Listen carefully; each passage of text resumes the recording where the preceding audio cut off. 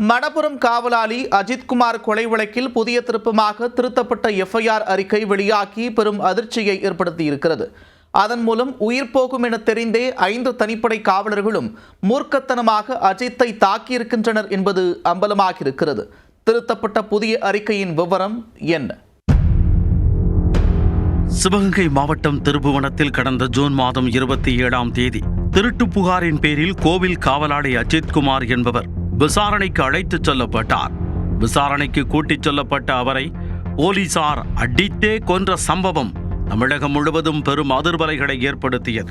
இந்த சம்பவத்தில் தொடர்புடைய காவல்துறையினர் 5 பேர் கைது செய்யப்பட்டு சிறையில் அடைக்கப்பட்டனர்.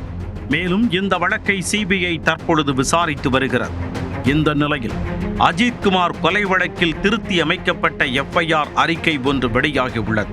இன்வெஸ்டிகேஷன் ஆபீசர் ஏடிஎஸ்பி சுகுமாரன் அடைத்துள்ள அந்த அறிக்கையில் உயிர் போகும் என தெரிந்தே 5 தனிப்படை காவலர்களும் மூர்க்கத்தனமாக அஜித்தை தாக்கியுள்ளனர் என்ற அதிர்ச்சி தகவல் தெரிவிக்கப்பட்டுள்ளது. அந்த திருத்தப்பட்ட அறிக்கையில் 9.5 சவரன் நகையை காணவில்லை என்று நிகிதா அளித்த புகாரின் பேரில் அஜித்குமாரிடம் போலீசார் விசாரணை மேற்கொண்டனர். பின்னர் அஜித்குமார் விடுவிக்கப்பட்ட நிலையில் மறுநாள் வழக்கு பதிவு செய்யப்பட்டுள்ளது.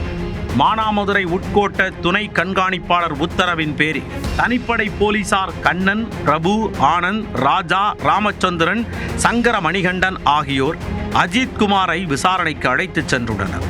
ஜூன் 27ஆம் தேதி இரவு முதல் 28ஆம் தேதி மாலை வரை தனிப்படை போலீசார் 5 பேரும் அஜித்குமாரை ஒரு தோப்பில் வைத்து விசாரித்துள்ளனர்.